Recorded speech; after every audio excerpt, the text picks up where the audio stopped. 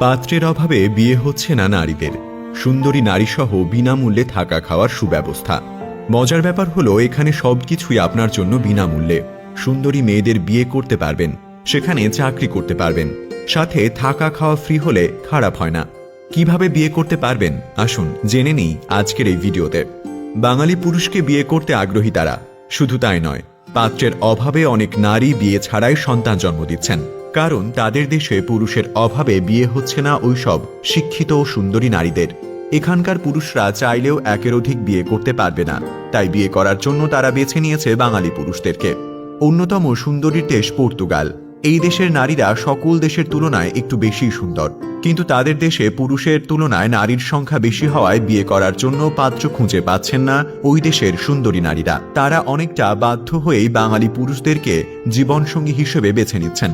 জানা গেছে সাম্প্রতিক বছরে বাংলাদেশ ও ভারতের শ্রমিকদের জন্য বিপুল পরিমাণে কর্মসংস্থানের সুযোগ করে দিয়েছে দেশটি। এর ফলে প্রতি বছর এই দুই দেশ থেকে মানুষ যাচ্ছে পর্তুগাল। তাছাড়া এখানকার জীবনযাত্রার মান উন্নত, তারা কর্মীদের খুব মোটা অঙ্কের বেতন দিয়ে থাকে। পর্তুগাল গেলে দেখা যায় শহর জুড়ে নানা ধরনের রেস্টুরেন্ট, রেস্তোরাঁয় তরুণীদের আড্ডা, গানের আসর এবং স্থানীয় পর্যটকরা মিলে একাকার।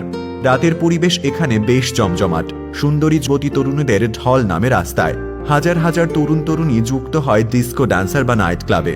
গ্রেট বাস্কেট আইল্যান্ড খুব সুন্দর একটি মোহনীয় দ্বীপ। এখানে প্রত্যেক দিন যে লক্ষাধিক পর্যটক আসে তাদের দেখাশোনা, কফি, খাবার এগিয়ে দিতে হবে। এজন্য আপনাকে যেমন বেতন দেওয়া হবে তেমনি আপনারও একজন নারী সঙ্গী সহ থাকা খাওয়ার সুযোগ সুবিধা থাকবে। যাবতীয় এইসব সেবা পাবেন একদম বিনামূল্যে। এই জন্য আপনাকে শুধু ইংরেজি জানতে হবে।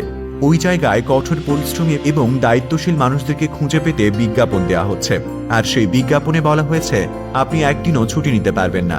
আবেদনকারীর বয়স 40 বছরের কম হতে হবে।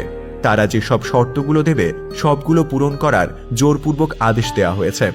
যারা পর্তুগালের সুন্দরী বিবাহযোগ্য নারীদের বিয়ে করতে চান তাদের কিছু শর্ত প্রযোজ্য রয়েছে।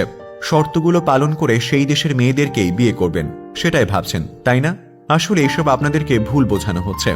আপনারা যদি সেখানে কর্মসংস্থানের জন্য গিয়ে থাকেন, তাহলে যদি আপনাকে কেউ বিয়ে করতে রাজি হয় তাহলে আপনি বিয়ে করতে পারবেন, নয়তো সে মেয়েকে বিয়ে করা আপনার জন্য স্বপ্ন ছাড়া আর কিছুই নয়। আমাদের রীতি কালচারের সাথে ওইসব দেশের নারীরা বেশ বেমানান। আপনি চাইলে যে কাউকে পছন্দ করে বিয়ে করতে পারবেন না। আপনাকে যদি তাদের পছন্দ হয় তাহলে আপনি বিয়ে করতে পারবেন।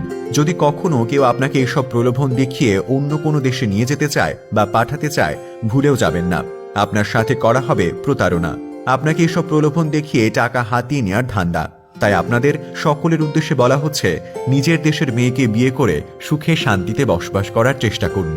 তো ভিউয়ার্স, এই ছিল আমাদের আজকের আয়োজন। এতক্ষণ সঙ্গে থাকার জন্য আপনাদেরকে অসংখ্য ধন্যবাদ।